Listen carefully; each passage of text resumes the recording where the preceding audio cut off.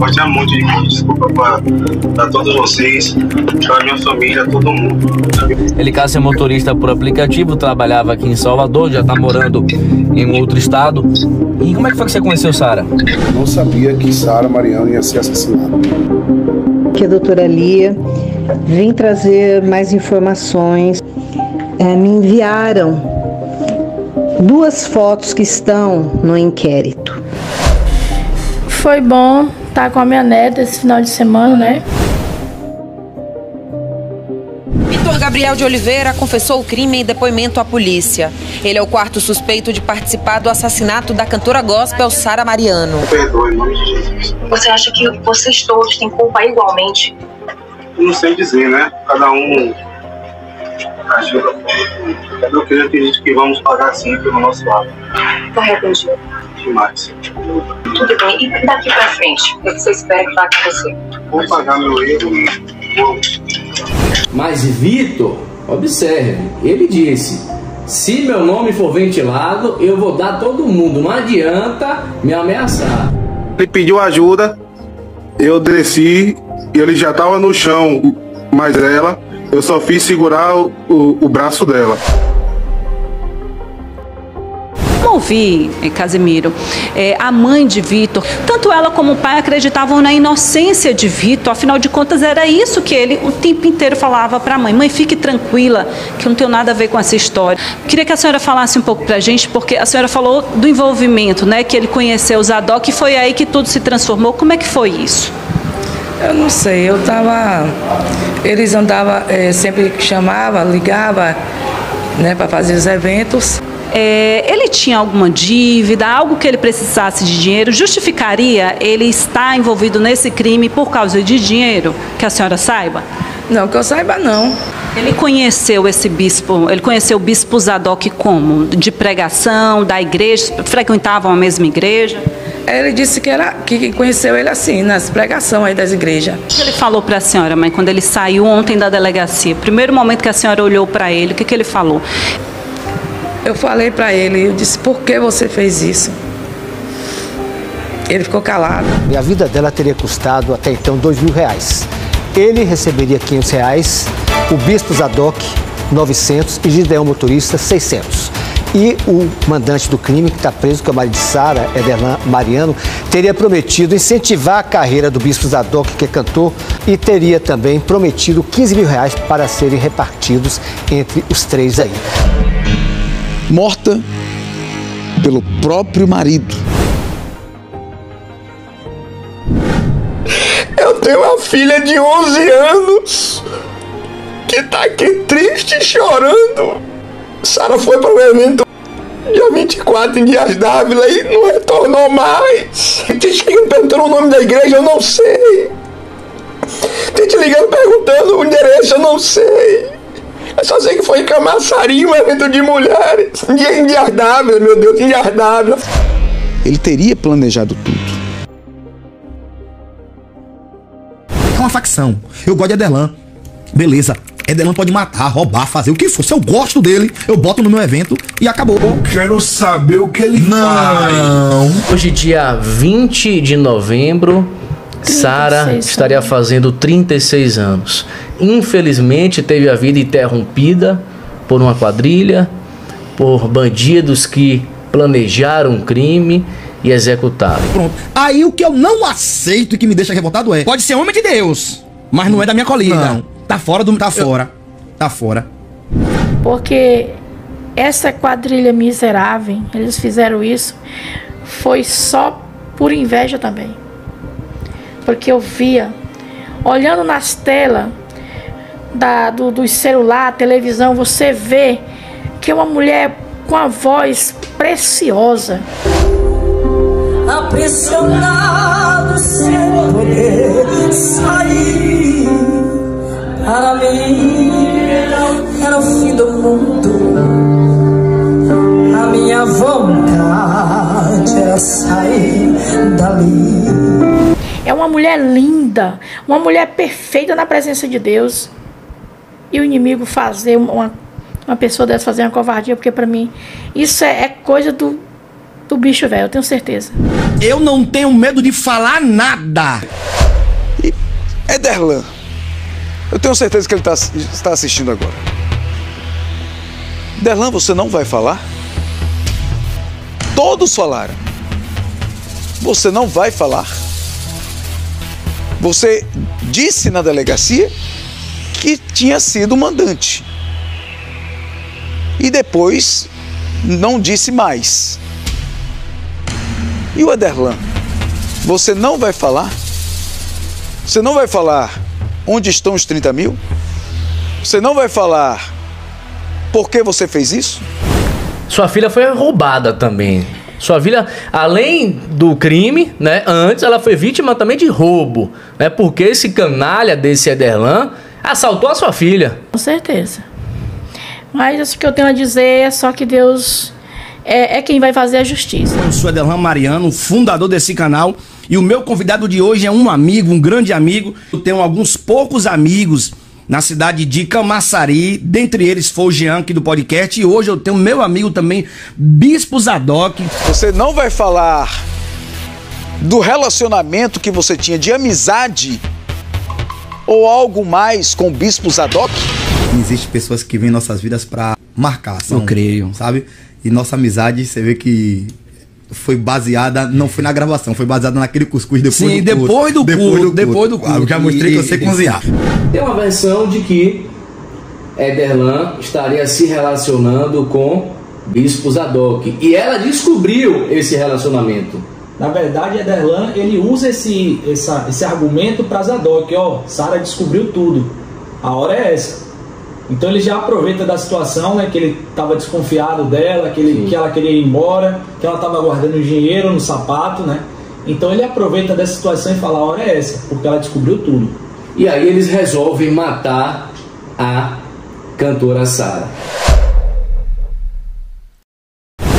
Ela falou segunda-feira comigo. Disse que ia me falar algo muito sério. E até agora não me deu uma resposta mais. Vocês estão vendo esse lindo quadro. Quem me presenteou com esse lindo quadro, esse presente que me deu foi o Bispo Zadok. Muito obrigado por esse mimo. Mimo é pra mulher. Eu sou desbloqueado. Eu não tenho medo de falar nada. Quem é a mãe que vê sua filha sendo morta por uns indivíduos e não fica no desespero que eu estava? É que minha filha foi tão guerreira, tão trabalhadeira, tão lutadora pela vida, né? Por a vida dela, pela vida da filhinha, que ela amava tanto. Aí eu fico me procurando, que mãe, que pessoas são essas que falam que eu não tenho equilíbrio? Que pessoas são essas? São pessoas que não têm coração, doutora Sara. A gente lutando pra ir pro céu, lutando pra fazer a coisa certa. Infelizmente, como bem a dona Dolores já pontuou, é normal que ela esteja revoltada. É normal que ela tenha ficado nervosa em diversos momentos. É normal que ela esteja sofrendo. Quem não estaria? Quem não estaria? Você do nada tá em casa e aí você é comunicada que sua filha desapareceu. Na sequência, você é comunicada que sua filha está morta. Depois, você é comunicada que o marido da sua filha, pai de sua neta, foi o mandante. Depois, cada vez mais gente presa, mais gente presa. Como é que você estaria? Apesar, tipo assim, ó, da galera conhecer Zadok, vamos ser realistas. Depois da Shalom, certo? Estourou o nome. Uau! Depois da difícil Shalom. alguém falar um negócio desse, viu? Esse tal do bispo, Que de bispo não tem nada, né, doutor? Perfeito. O Gideon se mascaravam utilizando, infelizmente, a palavra do Senhor. Então é bom a gente deixar claro, Marcelo. Agora sim, depois da Shalom, alavancou. Porque eu consegui atingir um público que, por mais que hoje não me assista, mas por curiosidade da Shalom ter lançado, olhou. E, Marcelo, é importante a gente ressaltar aqui que essas laranjas podres não podem contaminar a igreja. Boa, é. Essas pessoas que se utilizaram da palavra do Senhor são pessoas que jamais deveriam entrar na igreja.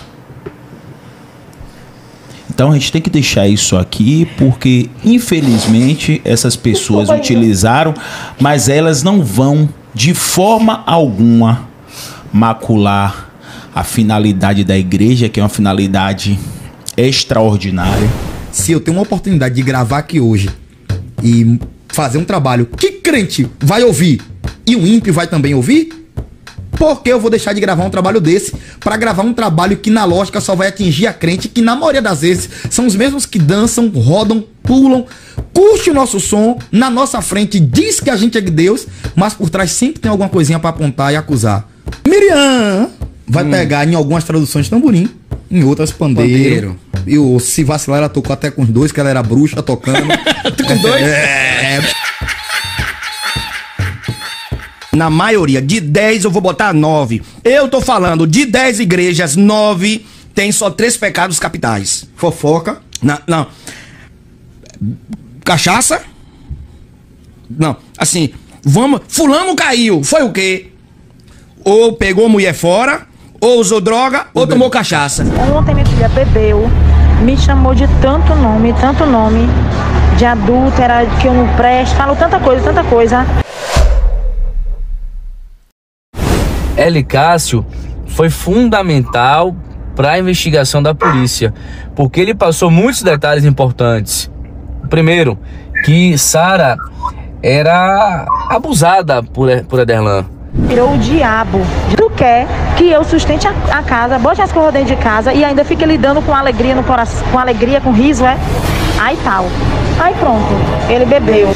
Aí você começou a pegar ela na casa, né, fazer corridas pra ela te ligava. Vocês tiveram um vínculo, né, de amizade?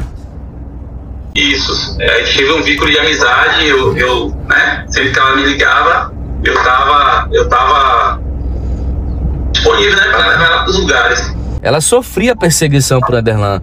E ela comentava com você, Licas, que já queria terminar o relacionamento, queria fugir, correto? Correto. Ela falava o que pra você? Ela falava que tava com plano, né, de até dezembro ir embora, coisa e tal, né? Ela falava, não, eu tô com essa agenda marcada já, que o pessoal já me pagou, já fez fixa, cara. Quando terminar essa agenda, eu vou embora. Mas eu tenho que juntar um dinheiro pra poder me estabelecer, entendeu? Só que tudo isso ele já sabia, ele já tinha clonado o número dela, e aí ele já tinha bolado o que ia fazer com ela, né? Bem provável que ele já tinha bolado o que ia fazer com ela, devido a ele saber toda essa informação, que ela falou uma vez que ele tinha clonado o número dela. Quer dizer, ela já tinha planos de largar o marido, de fugir, por conta das ameaças, por conta da pressão psicológica que sofria. E ela falou que até dezembro já tinha agenda, essas pessoas já tinham feito transferências para ela e ela tinha que cumprir essa agenda, né, Licácio? Ela chegava a falar isso, ela falou isso com você? Falou, conversou comigo. Aí ela falou comigo, tudo isso ela falou comigo. Eu fico mesmo por medo de largar tudo, de um ministério que eu tenho aqui, de ter uma filha e de repente ter que passar nessa cidade, entendeu? Então eu tenho esse medo. Mas eu soube que Ederlan te ligou uma vez. Foi, isso. Ele te ligou perguntando o quê? Ele me ligou falando assim, eu tô sabendo que você conheceu minha esposa. Eu, rapaz, nem sabia que você era casado com ela. Depois que eu fiquei sabendo, eu me afastei para evitar problemas, entendeu? Eu me afastei. Aí ele, então você não sabia. Aí ele falou, você não sabia. Aí pronto, resolveu ali. Ele, não, então eu te peço desculpa, coisa e tal, BBB, pronto. Morreu o assunto ali, eu segui minha vida. Ela corria risco, eu falei com ela já sabia já. Ela, não, em dezembro eu vou ajeitar minhas coisas e vou embora. Só que aí não deu tempo de ela fazer isso, entendeu? Você chegou a alertar. Daquela questão da arma lá, que ela falou que ele queria comprar, né? Ela tem um áudio dela falando que ele queria comprar uma arma. Ô Elicácio, você fez um alerta a Sara. Saia de casa, abandone esse rapaz, saia de casa porque você vai morrer. Você falou com ela isso? Falei, porque ela, na verdade, ela sabia que ela podia. Ela mesma, na verdade, foi ela mesma que falou em alguns áudios dela aí que ela não confiava nele.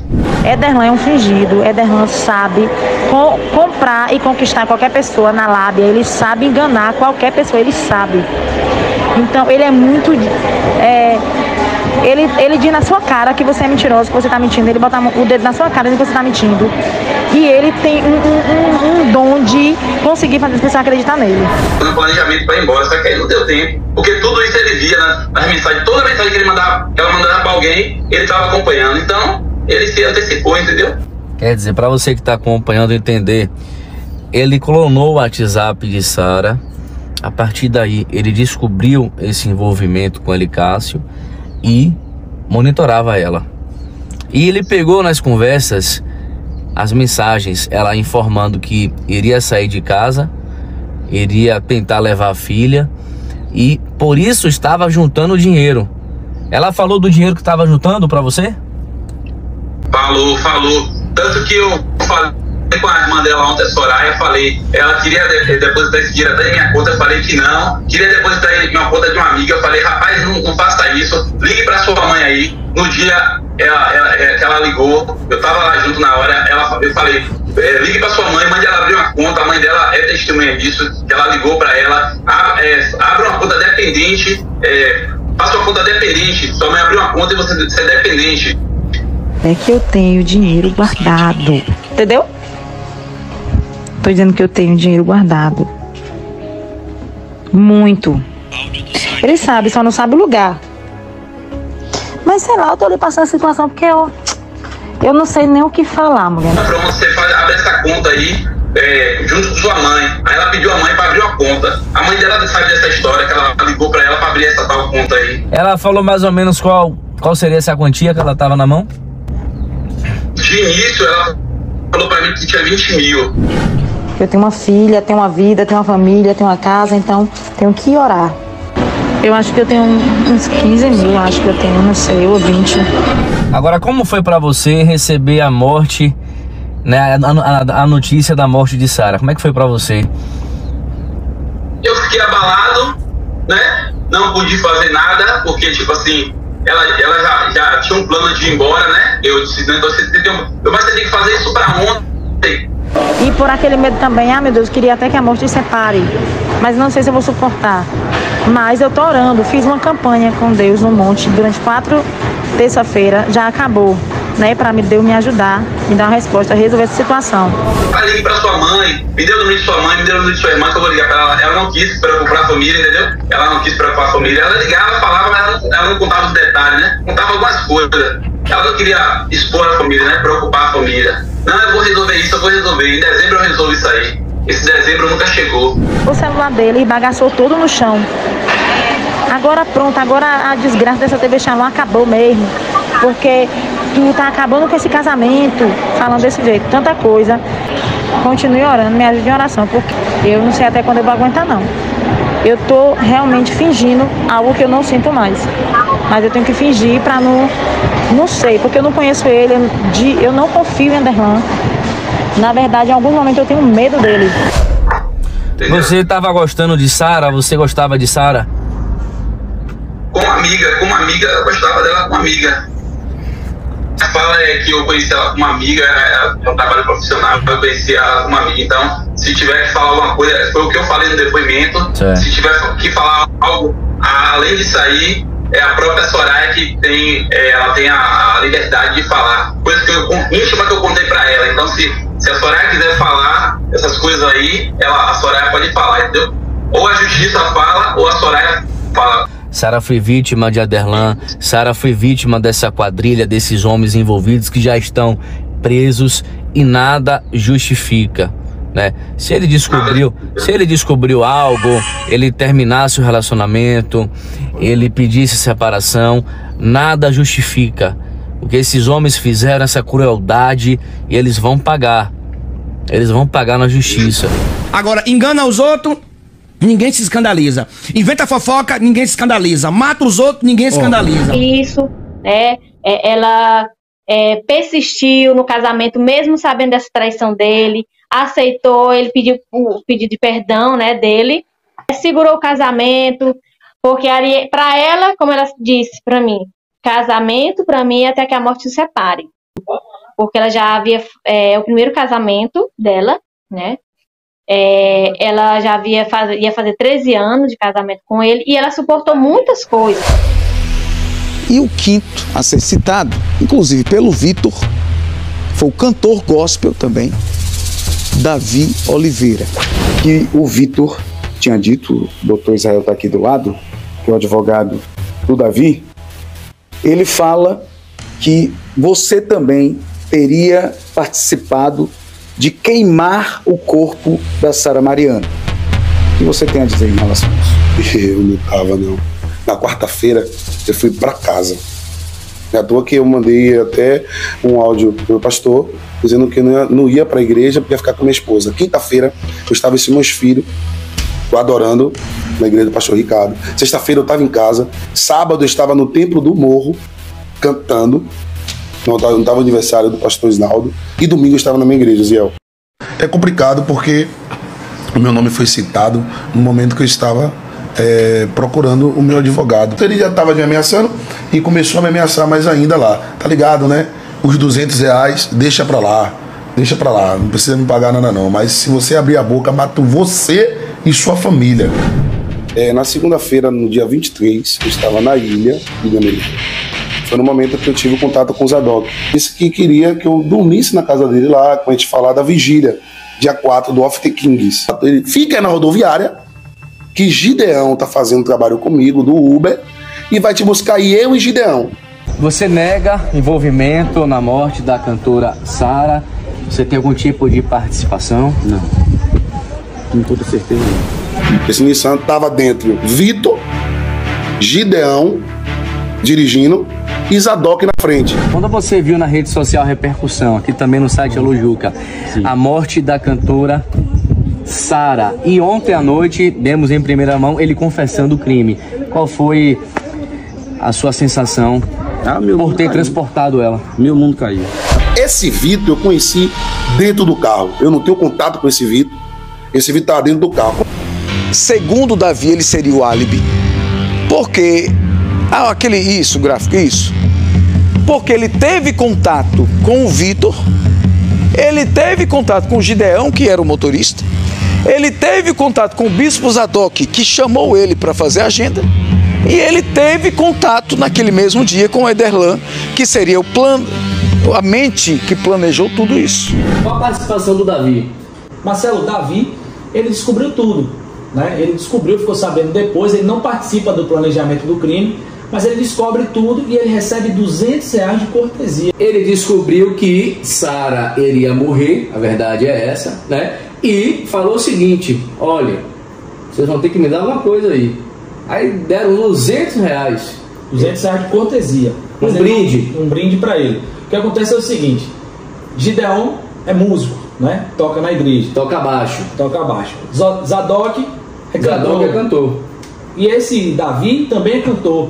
E Ederlan Mariano era o dono dessa TV Shalom que divulgava esses artistas, né? Vamos dizer assim, artistas do crime. E a mulher dele participava também cantando.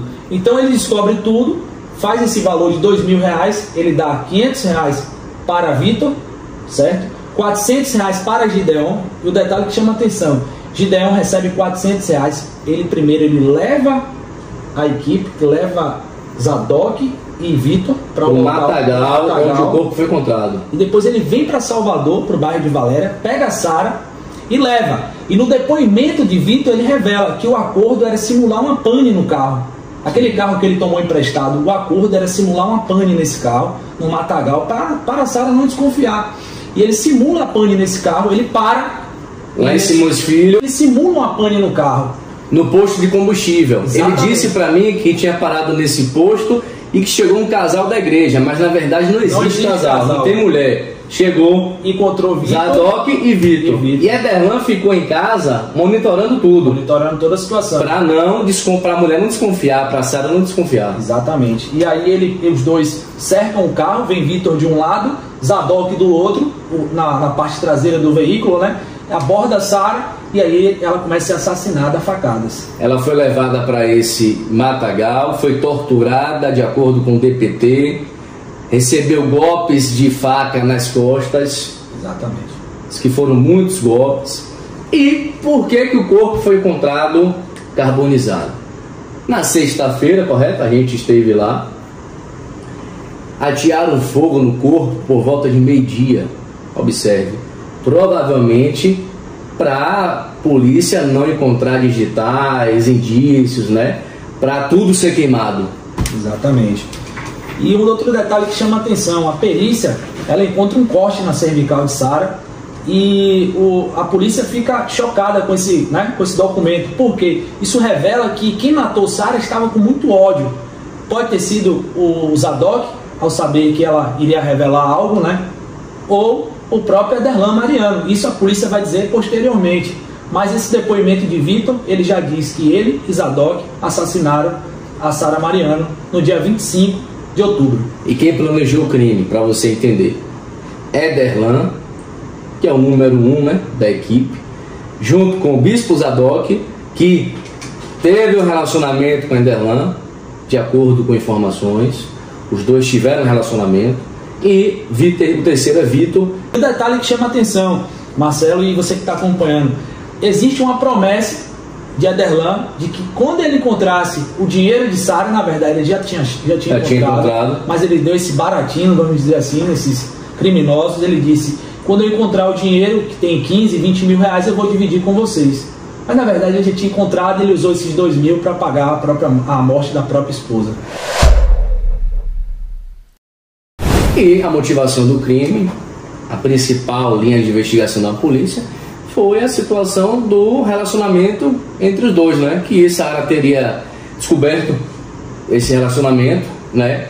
Teve uma briga com o marido Aderlan e ela disse que ia pedir a separação, ia falar para todo mundo da igreja o que aconteceu, olha, ia contar tudo, e de repente ele acabou planejando o crime. Os envolvidos no crime são Aderlan Mariano, marido de Sara e mandante do crime, bispo Zadok, amigo de Sara e responsável por esfaquear a vítima, Gideão, que levou Sara até o local combinado para a morte, Vitor Gabriel segurou a vítima.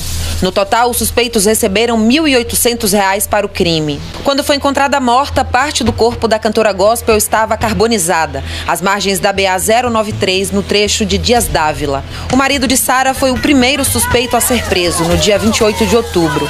Logo depois, bispos Zadok e Gideão Duarte também foram presos. A defesa de Aderlan apresentou no início de novembro uma carta para as autoridades, que supostamente teria sido escrita pela filha do casal de 11 anos. No documento, a criança teria dito que acredita na inocência do pai e que tinha o desejo de ficar com a avó paterna. Isso fez com que a família da cantora gospel contratasse um perito para fazer a análise do documento.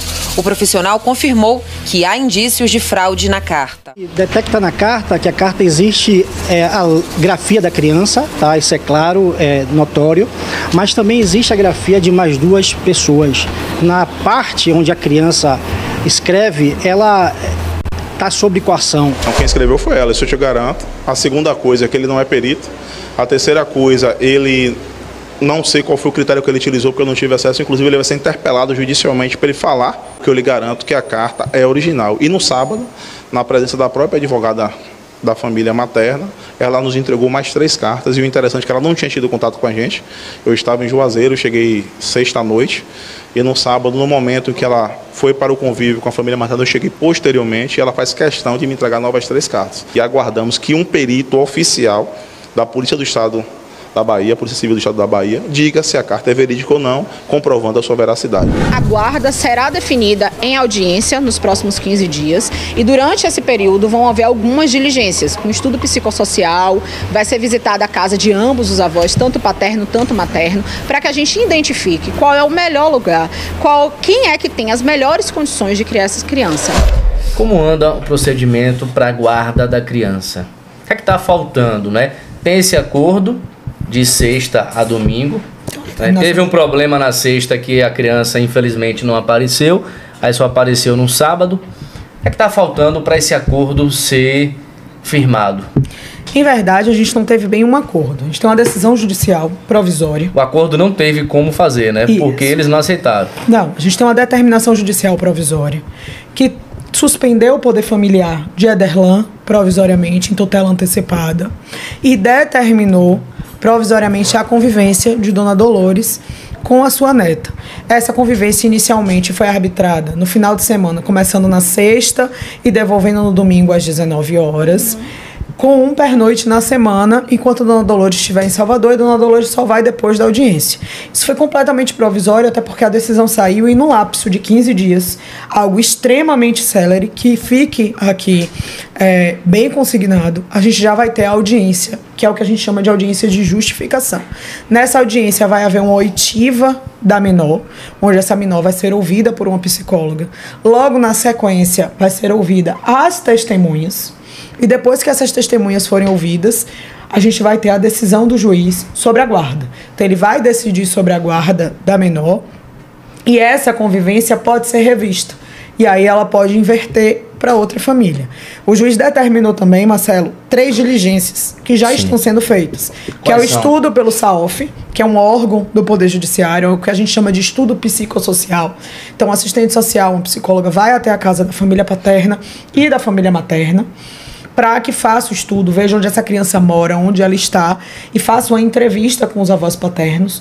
Dona Dolores também vai passar essa semana por uma entrevista de assistente social e psicólogo. Como ela está em Salvador, mas o esposo dela está lá no Maranhão, foi enviada uma carta precatória lá para a Imperatriz do Maranhão, e o Tribunal de Justiça lá vai mandar um assistente social para ir na casa de Dona Dolores, para poder conhecer a casa de Dona Dolores. E por fim foi determinado também que a escola prestasse informações. Se a criança está indo para aula, e a gente já tem informação que a última vez que a criança foi para aula foi no dia 25/10, se a criança, como é que estavam os rendimentos dela escolares, e que ano ela tá, como é que era a convivência dela com os colegas, porque isso é importante para o juiz.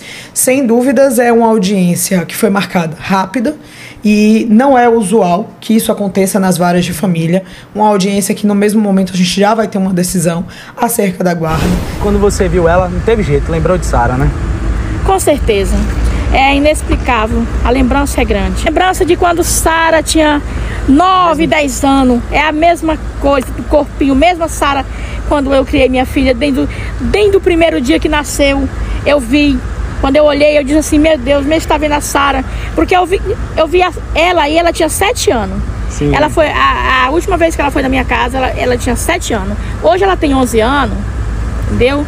E aí, mas mesmo assim eu vejo que era o corpo da Sara, quando tinha os seus 9, seus 10, os seus 11, né? Aí a mãe sempre vê e sabe. E com fé em Deus, na semana que vem, a gente vai ter uma boa audiência e a gente vai provar que a família materna hoje é a família mais preparada para ficar com essa criança, para acolher essa criança, para dar amor, cuidado e principalmente respeito a essa criança.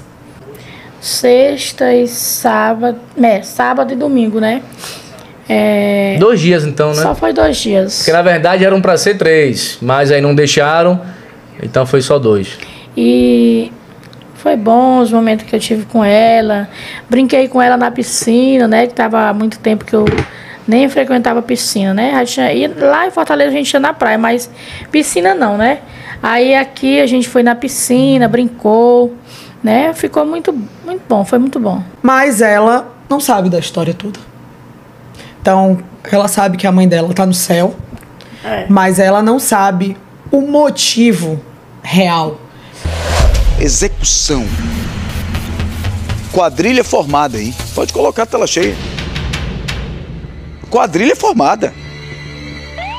Quadrilha formada. Quem segurou o corpo para o bispo Zadok dar as facadas, segundo ele mesmo, foi o Vitor. Ele mesmo já falou isso. 5 facadas. A revelação que eu tive há 2 meses atrás, esse homem levando 2 homens para lhe matar, um homem mais forte e outro mais magro, e ele chegava, eu vi no sonho. Você tem buscado há tanto tempo na parte de Deus, mas eu quero nessa noite te dizer uma coisa, que o Deus que nós servimos, ele ainda opera milagre. Ela começa a revelar os planos do inimigo a respeito de Sara. E pasme, ela disse, aquele que toca em você, a mão de Deus irá pesar.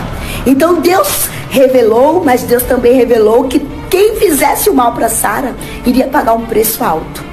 Ederlan estava lá, abraçou ela, mas ficou pensando. A foto que eu vi era ele pensando, sabendo que era ele. Porque eu sou psicoterapeuta e analiso o comportamento também. E ali ele estava pensativo, mas ele não recuou. Sara foi morta carbonizada. Ela teve um crime bárbaro. Ninguém merece morrer como ela morreu. Ela estava viva e alguém tocou fogo nela. Ponto. As condições que ela foi encontrada são condições absurdas.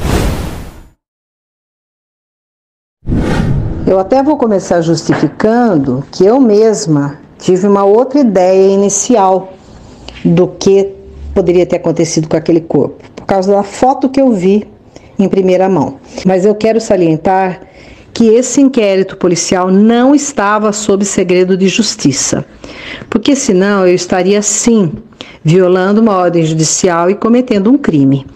Então não foi o caso, tá bom?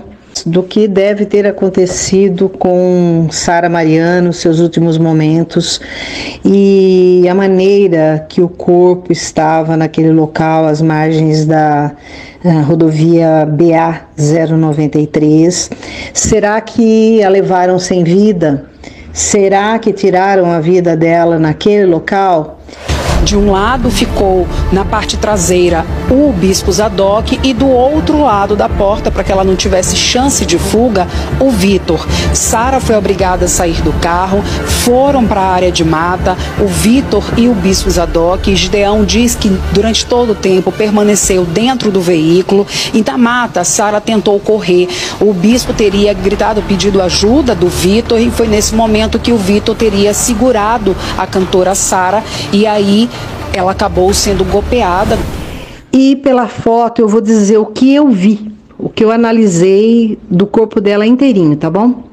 Eu vou começar, antes de falar do ambiente ali, do local, eu vou começar pela cabeça.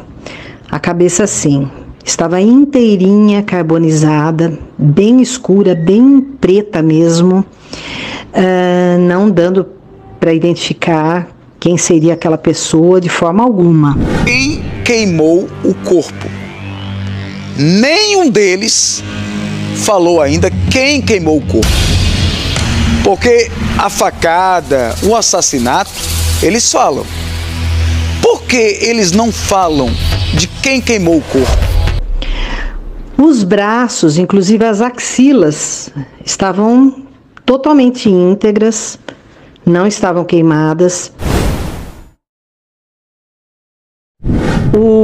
No caso, os braços, eles estavam assim, os cotovelos encostados no abdômen, os dois cotovelos, e as mãos para cima, e os braços para cima como se estivesse louvando, tá?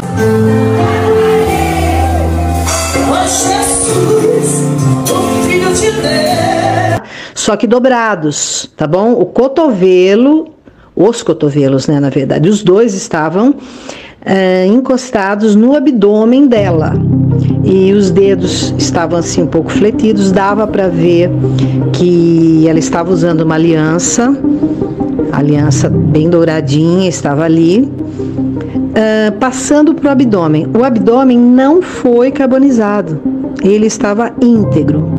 A única coisa que ele estava bem distendido, ou seja, bem inchado, com marcas assim bem roxas, internas, não na pele, tá bom? Como petequias assim, não. Já estava com aqueles hematomas que, na verdade, as vísceras são as que vão embora primeiro, né? São as primeiras a entrar no estado mais avançado de putrefação. Então, eles estavam bem assim. Depois, vendo as pernas dela, né, o quadril e as pernas não foram carbonizadas e nem o quadril, tanto que deu para ver perfeitamente a roupinha íntima dela inferior. E também uma coisa que eu notei, que a roupa íntima superior, ou seja, o sutiã, sim, ela foi deixada ali sem roupa, de calcinha e sutiã, porque dá para ver que logo abaixo da altura dos seios tem uma faixa mais grossa, que seria, no caso, o elástico, né, do sutiã. Essa parte realmente tanto as alças podem ser mais grossas, como também essa parte de sustentação das mamas. Então estão ali. E dá para notar também que as mamas, elas estão cobertas por um tecido também, só que não dá para ver qual cor seria da peça íntima, tá bom? E descendo, né, para o quadril, ela estava com a peça íntima inferior intacta, vermelha. As pernas, como estavam? Sem fogo. Sim, existiam na perna esquerda como se fosse uma cordilheira de umas lombadas, assim, como se fossem de bolhas. Uma parte, sim, pode ter sido provocada pelo fogo, pela quentura, só que nas pernas também, principalmente ali na altura do fêmur, existe a artéria femoral. E ela é de um grossíssimo calibre. Então, esse sangue, ele se recolhe numa parte, mas não tudo, justamente por ser de um calibre muito grosso. Então, ele acaba querendo sair para fora do corpo. Então, também causa esses tipos, como se fossem assim, vários montes, tá? Por isso que eu falei cordilheira, né? Vários montes juntos. Mas isso só numa perna. A outra, ela já estava bem escura. Uma parte assim quase que preta, mas não na pele, vindo de dentro, tá? Que também é o avançado estado de putrefação que vai causando isso. Uma coisa que me chamou muita atenção, as pernas dela estavam fletidas, joelho fletido. O que quer dizer? Estavam dobrados. Dobrados como formando assim com a perna uma letra A, sabe? Com os pés, com a planta dos pés fincadas no chão, na terra, sem sapatos, né? Até um pezinho dela esquerdo, os dedos estavam bem erguidinhos, assim, sabe quando uma pessoa sente dor e contrai o pé, contrai os dedos? Só que este pé tinha mais o calcanhar no chão, e o pé direito, sim, tinha a planta do pé e a lateral um pouco assim também encostada. Então veja, o fogo, esse fenômeno que o fogo pode fazer no carbonizado, não poderia estar ali, tá? Nomeado naquele caso, vamos dizer, tá? Por quê?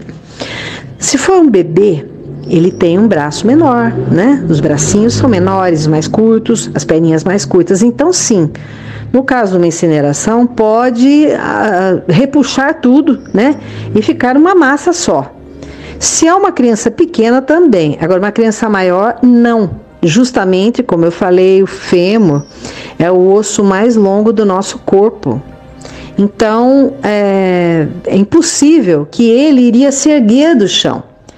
Por exemplo, se ela fosse levada lá sem vida, arrastada, certo? Então, pode ser que por isso que acharam um pé de sapato dela, mas também poderiam arrastá-la com vida, que também o pé estaria ali da sandália.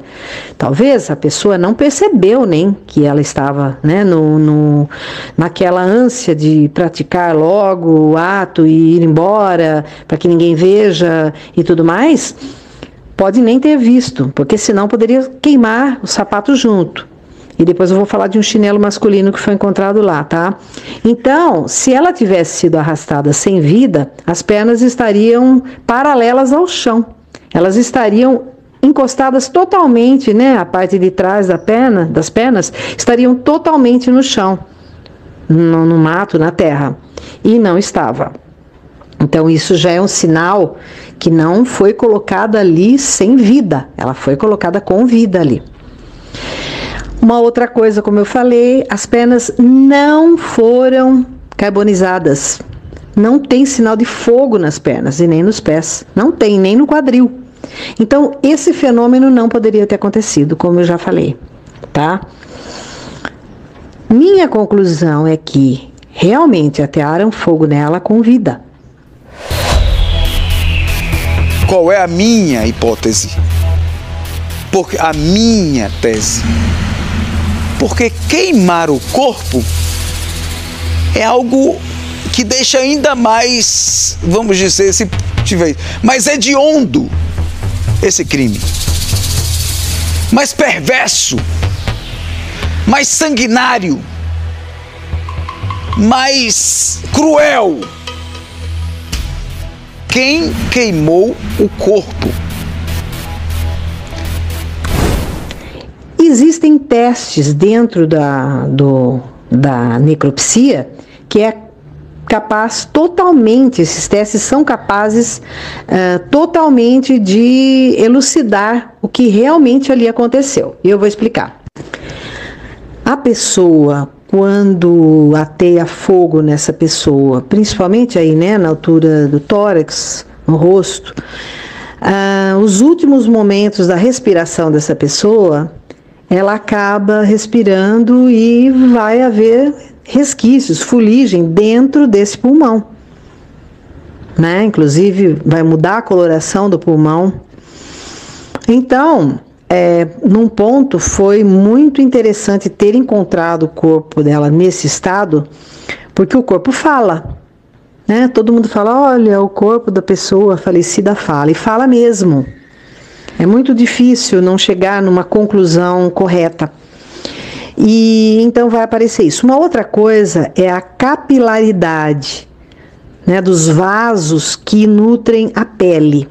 Então é assim, nosso corpo ele tem veias e artérias, né? As artérias levam o oxigênio para um órgão ou para a pele e as veias trazem de volta para oxigenar. Tá certo? Com gás carbônico. E na pele também, nossa pele, só que a pele ela não tem artérias e veias. Ela tem arteríolas e vênulas, que seria, no caso, diminutivo, né? Então, como saber como que é a pele da pessoa, como são esses vasinhos, né, da pessoa que foi incinerada?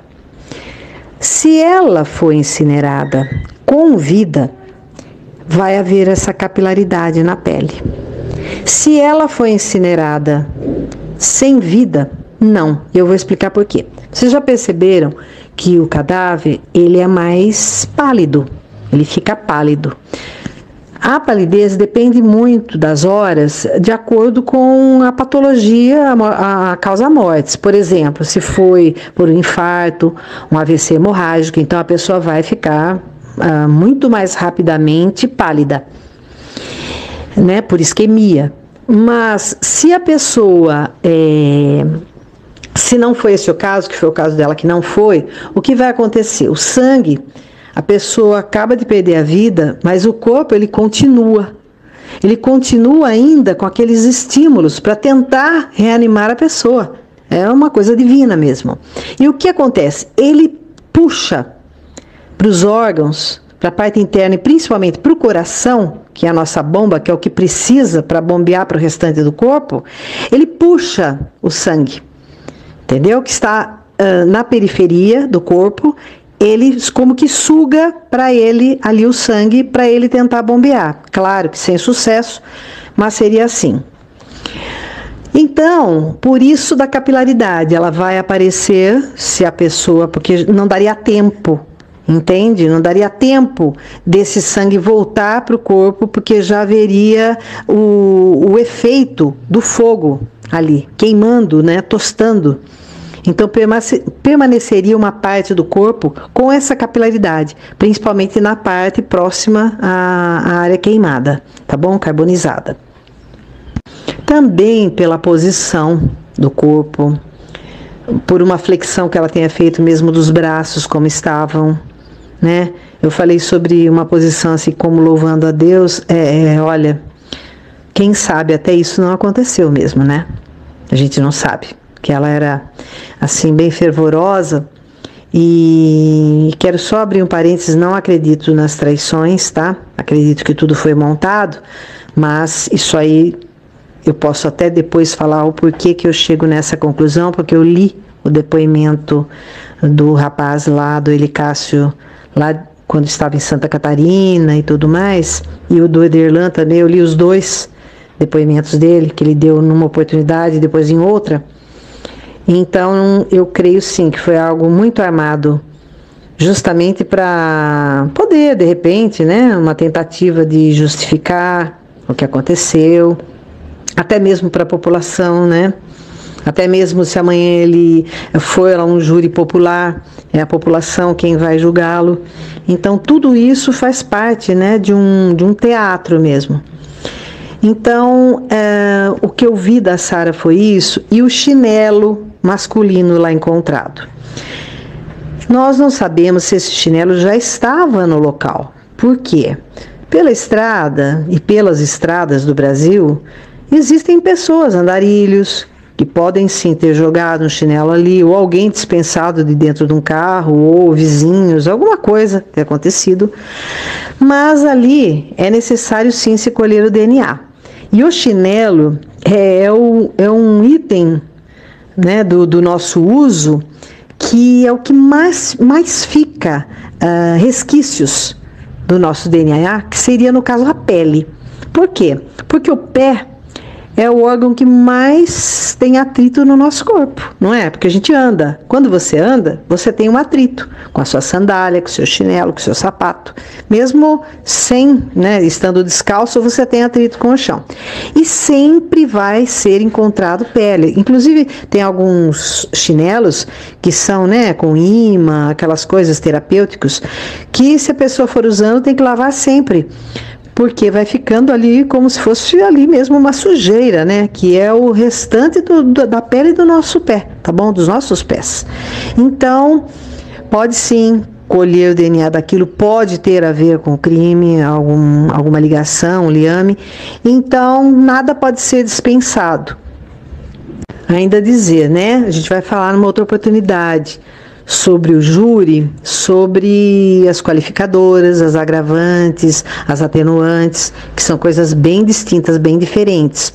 Mas eu digo para você que se acontecer mesmo da perícia concluir que foi ateado fogo na Sara Viva, que é o que eu realmente acredito, vai aí já haver a presença de mais uma qualificadora, né? Que seria ter dado fim a ela de uma maneira, de um modo cruel, que seria por fogo.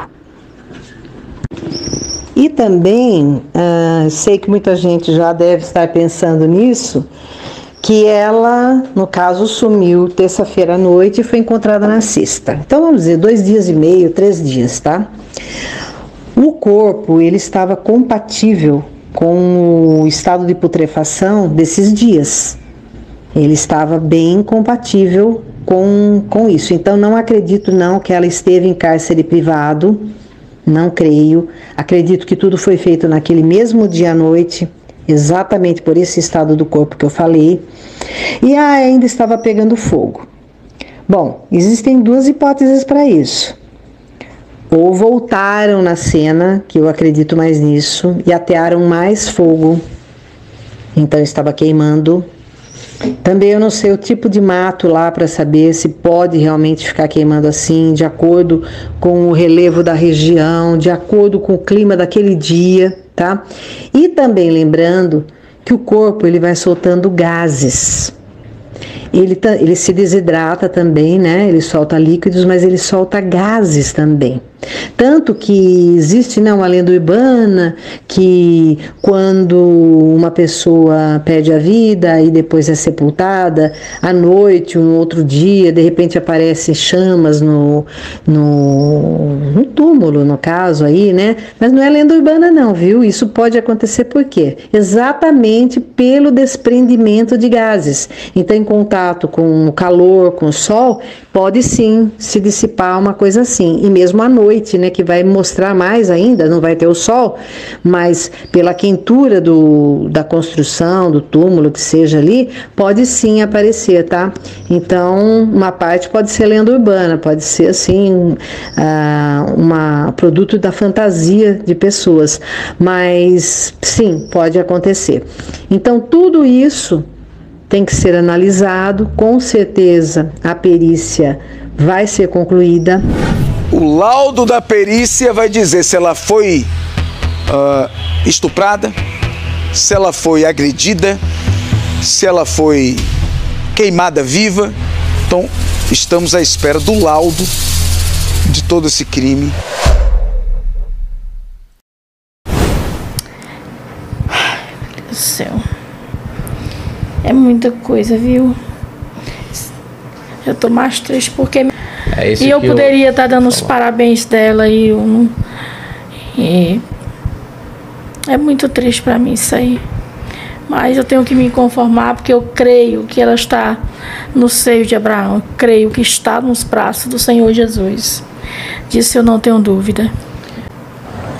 Mas eu tenho uma palavra cantada. Que eles se arrependem em nome de Jesus. É isso que eu quero. Que eles venham se arrepender em nome de Jesus. E que eles paguem pelo que eles fizeram, para que eles venham morar no céu, assim como a minha filha está. Porque eu não desejo nenhum ir para o inferno. Não desejo. Eu desejo que todos se arrependam e que vá morar no céu. Sara, que é minha xará, né? Tinha um pouco mais de idade do que eu, mas mulher. Uma mulher que vivia uma vida com uma filha, com um esposo, que acreditava no amor, que acreditava no casamento. Mais uma vítima de um feminicídio bárbaro, como tantas outras mulheres. Então, a pergunta e o questionamento que eu vejo que você faz diariamente também, e que todas as pessoas fazem, é: até quando? Por quê? Qual o motivo real? Porque quando a gente se depara com cada depoimento, com cada informação acerca do caso, a gente se assusta pela motivação, pela maldade, pelo requinte de crueldade que isso foi cometido em uma mulher que não fazia mal a ninguém. E independentemente se ela fizesse, se ela tivesse errado, ela não merecia morrer como morreu. E essa mãe não merecia estar chorando a perca da sua filha.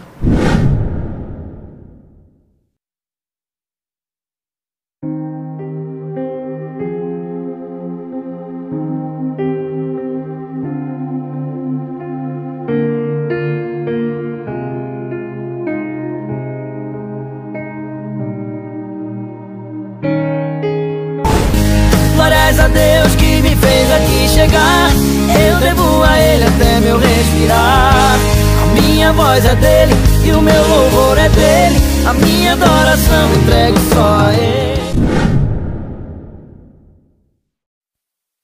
Espero que vocês tenham gostado. Vejam os outros vídeos que a gente tem no canal. Deixe seu comentário, compartilhe e a gente volta para trazer novos temas que vocês pedem. Muito obrigada e até a próxima.